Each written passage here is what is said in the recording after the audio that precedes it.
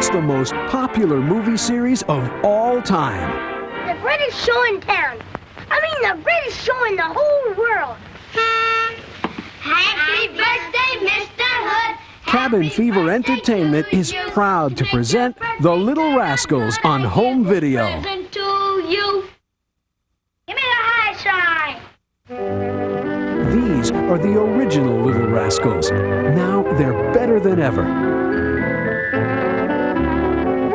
For years, the Little Rascals have been censored. Some of their movies haven't been seen for decades. And previous video collections contained low-contrast, scratched prints, ruined from years of neglect. Not Cabin Fever.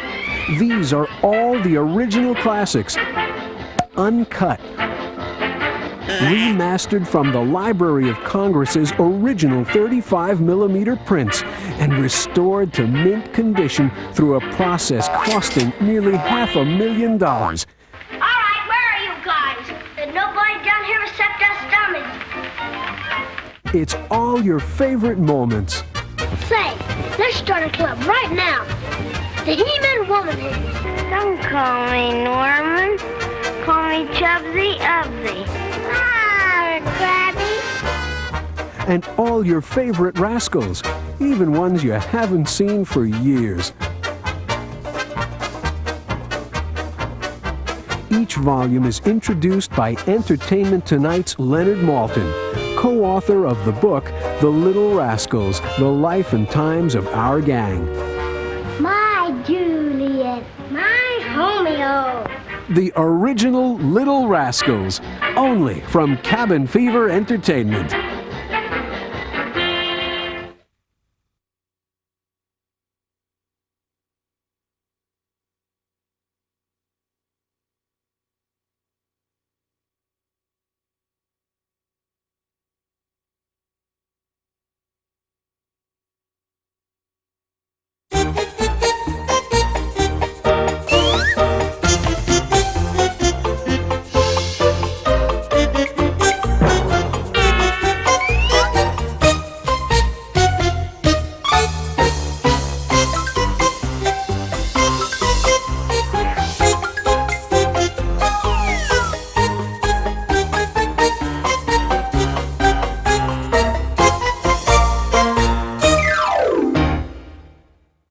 How many different ways are there for kids to get into trouble?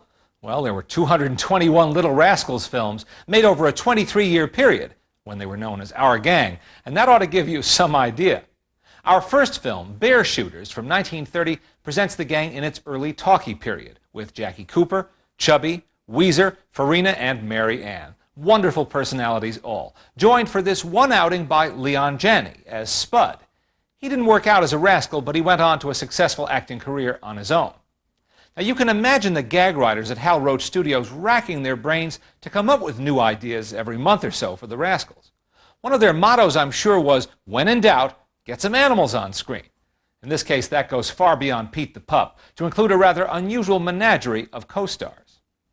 Second Childhood from 1936 proves beyond the shadow of a doubt that the Rascals always know what's good for what ails you.